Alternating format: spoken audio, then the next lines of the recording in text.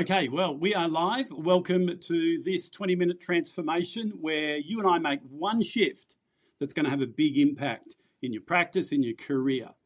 So I do these short, sharp sessions so that you have the time to come. And by the way, you get to watch the replay. So if something happens in the middle of this, you're going to be able to go back and watch it in the community. All right, so let's jump in. Today we're going to talk about shifting a mindset, which then shifts behavior. And that mindset is shifting from dichotomous to dialectical. This is all about helping you to be able to lead through complexity by finding your clarity in the grey areas. You know, most of the people I work with, this is the biggest challenge. I call it the Dichotomy Dilemma. You know, this is where everything is either this or this. There's no grey area. And my experience is, particularly in this world of AI, that we need to look beyond having one or two options. So what I'm going to do is just step us through and help us to be able to understand what it is that we need to shift. All right, so just getting the technology working and we'll keep going. All right, so this is part of our 9 crucial shifts in those 3 areas: personal, professional, and people leadership. And normally, as you know, I have one of those areas covered or surrounded with the green line. However, this fits into everything. So we're going at a more macro level here. So what is dichotomous? So dichotomous is like a light switch, a power switch. It's on or it's off, depending where you are as to which way that works, right? So it's just got 2 options. It's on, which produces the power. It's off, which stops the power from going in. Now, the challenge with that is, you know, as I said, we've only got on or off. That's the choices we have. It could be yes or no. It could be, is this right or is it wrong? So that gives you very limited scope for creative thinking, for being able to find answers. And this could create a lot of uncertainty. Do I go this way or do I go that way? And that then limits your ability to move forward on the things you want to move forward on. It creates a problem of being rigid in your thinking, and it can be very polarizing for you and for your team. So what we're going to do is look at it a different way. We're going to look at dialectical. Now, what that is like is, yes, the power switch is on or off. However, when it's on, we can adjust. So it's like having a dimmer switch. It's like having a rheostat that you can turn around, and it regulates the flow of that electrical energy and makes the fan go faster or slower, or dims or brightens the light. And the beauty of dialectical thinking is that there's more opportunity. So it can be on, it can be half on, or half off, or 1/3, whatever it is, or it can be off. So straight away there's at least one more option. Instead of yes or no, it can be maybe. Right? So I haven't got to make a decision whether I do or I don't. This could be a maybe. We need more information. We need to look at the context and get some more content around that. It also then allows us to bring in the grey areas. Now, grey areas a lot of times are seen as being negative, but I find them very positive, because in the grey areas you find more opportunity, more clarity, more possibility. Then it gives you more perspective. And also, another way it gives you more perspective is you're getting ideas and information from other areas and from other people, so you're looking at it through a different lens. A lot of times I can get stuck in my own thinking and go, no, it's my way or the highway. However, what I've learnt to do is look at it through various lenses, and I see it more clearly. This is flexible. And flexibility is the key to resilience, instead of being rigid. And it also is inclusive.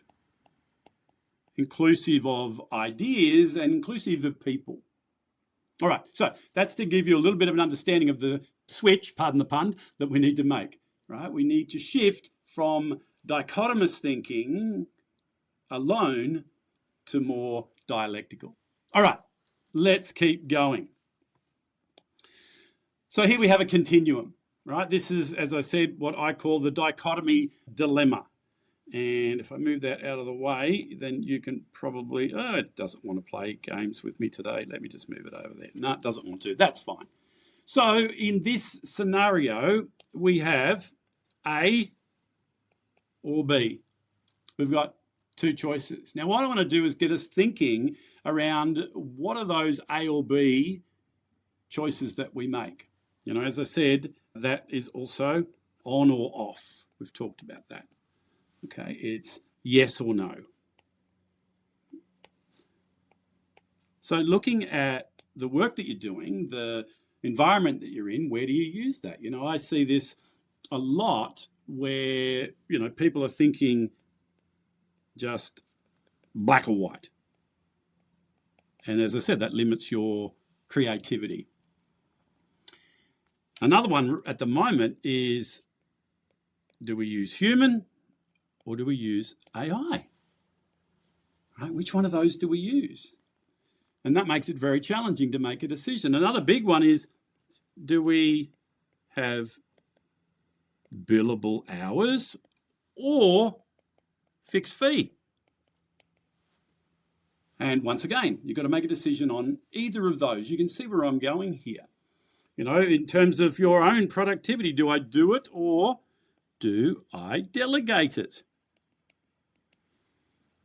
It's one or the other. And do I focus my energy on my clients, you know, because that's where the income's coming in, or on my team? In the time that I put in, the investment I put into development, do I just do personal development, or is it more my technical skills, professional skills? Am I going to focus on, you know, work or home? So all these things create challenges. When I'm working with my team, am I going to be hands off or hands on?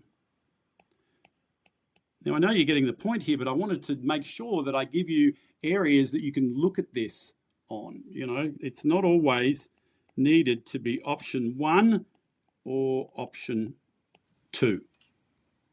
So what we want to shift away from is making a decision that's only got two choices, because you've got 50% chance of getting it wrong, right? So where we're going to go is a different way, and I want you to look at this. So we've got the normal dichotomy there of A or B.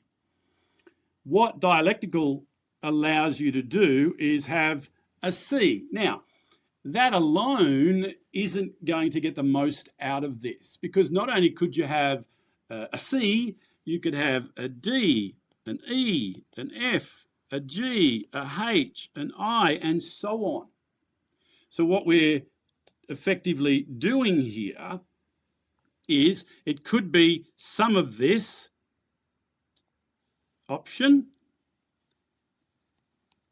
and a little bit of this. That's just one example.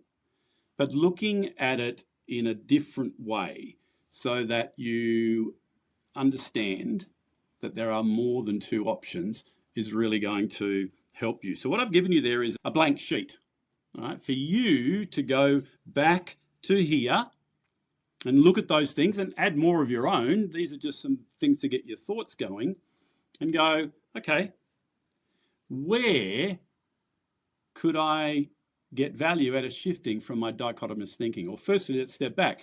Where am I only using dichotomous thinking in my practice, in my career, in my life? And have some thinking around, how could you shift that to more dialectical? When you are doing more dialectical thinking, how's that going to help you? How's it going to shift you? So if we look at, clients and team, well, it's not a matter of I can choose one of them. As you already know, they both want my energy, right? So how do I have both? It's like that. I don't know, depending on where you are in the world, you may not even understand this, what I'm about to say. There's an ad for some sort of tacos. I can't remember what it is either. And, and it's soft or hard shell tacos. And the, family are trying to make this decision, and the young child pops up and says, why can't we have both? And if you've seen it, you know what it's about. They sell the tacos in the one pack that have both hard and soft shells. So how do we have both? Then we look at, do I do or do I delegate? Well, if I just do it, I'm only going to be focusing on my clients. If I delegate, that's going to give me more energy to work with my team. And if I delegate in the way that Grant teaches me, and that is to forget about delegating it all altogether and turn it into developing your team, then you're doing concurrent activity. Billable or fixed is not an answer that I can give you. However, it doesn't mean we've got to be a totally billable hours or totally fixed fee. We could have some things that are billable and some things that are fixed, etc. You know more about this than me. This is a big one, the human or AI. Well, for me, I have no fear of AI because I understand that it makes lots of mistakes and it still needs to be checked on by a human to make sure that what it's doing is correct. However, at a deeper level than that, I've got to tell it what to do. I've got to prompt it and give it the instructions that it needs so that it does produce the result. So how do I integrate AI in my life as a human being is the way that I like to use it. It's just a tool that I can use, just like lots of other tools that I use. Personal, professional, in terms of development, well, we need both. If I just develop my technical skills, then I'm not going to be able to, put them out there in the marketplace in the best way that I can if I'm burnt out and tired and exhausted and have, poor people skills and communication skills and all those sort of things. This is a big one, the old work and home thing. This is where that ridiculous saying comes in, that thing that people are looking for called work-life balance. So what we want to be careful of here, and as I showed you here, it's not a matter of just having, it's not A or B, it's a C. That's all about balance. It's not always going to balance that way. I'm not always going to be able to take, an element of here and an element of here and come up with the decision all the time, as in an equal amount. We've got to think beyond that. So in terms of work and home, how do I work so that I can invest the energy I want to when I'm home? How do I get professional development and personal development that's going to help me to get my work done at work so that when I go home, I don't need to get it out and be partly present at home? Hands off or hands on? Once again, if we come, back up to this scenario I was giving you before, a lot of people either in early days of people leadership, they're either fully hands-on, micromanaging, or hands-off, because these people are scary things, right? You don't know what we're going to do with them, and they sort of get in our way and they want our energy. So instead of looking at it that way, in a dichotomous way of hands off, hands on, who in my team needs me to be a little bit more hands on? And when I'm developing so that the tasks that I do are shifting to other people and I'm developing them so they've got those capabilities as well, along that process, how much hands-on do I need? So making a decision just be hands-on or hands-off isn't going to work. So that's really what I wanted to talk to you about today, to get you thinking. As I said, you've got a blank sheet there because this is about you. It's not about me. I've just given you some things to think about. I've got my own and I've worked on those. Ask yourself the question, where am I living in a dichotomy? Where am I stuck in that dichotomy dilemma, as Grant calls it? Of do I do this or do I do that? Do I do it or where am I limiting my clarity and my possibilities by having dichotomous thinking rule what I do? Where could I shift more to dialectical, where I'm bringing in things from other areas to make these decisions? Where could I open up possibilities and get more clarity in the grey areas? I'd love to hear from you. Wherever you listen or watch and in the community, I'd love to hear how this is helping you. It's not a practical tip on how to do this. It's a mindset shift that we need to make first. Every behavior that you and I do, every hardwired behavior starts with the thinking and the belief and the meaning behind it. So we've got to work on that first. And that's why I drew this as being all the 9 shifts, because we need more dialectical thinking to be able to move through those shifts, each and every one of them. Okay, the last page, as it always, an opportunity for you to jot down any notes or any questions that you have. You can ask those questions in the community. I pop in there every day and I'll answer those for you. And then most importantly, before you jump off to the next thing, and it looks like I'm going to give you an extra minute or so to do that by finishing early. But what are your key insights out of this 20-minute transformation? It's one shift, in this case, in your thinking, that's going to have a big impact. What has popped out for you? Then, how are you going to implement that? Because having an insight is of no value unless you do something with it. And in terms of that insight, what is the next step? What is the one thing? It could be invest in some energy in putting into that one pager that Grant's given me. However, beyond that, what's one area that you're going to shift in? Rather than giving yourself a heap of other things to do that you don't have time for, as people tell me all the time. And then finish off by allowing yourself to think, when I start thinking more dialectical, instead of having this dichotomy rule me, what's the impact going to be? What's the impact going to be on me? What's the impact going to be on the people I work with, my clients, my family? Who else is it going to help? And that is what will then push you to do something with it, or encourage you or draw you to do something with it. Because, you and I are doing okay right now. And we've got our issues going on, and it's a crazy world that we live in right now, and there's wars that aren't wars and all sorts of things going on. However, unless you have an understanding of the impact, the positive impact that something could have, then we're not all that motivated to do something about it. So think about that and make sure that you go back and you work through this list and whatever you want to add to it. And I look forward to seeing you in the next 20-minute transformation. I'll see you then.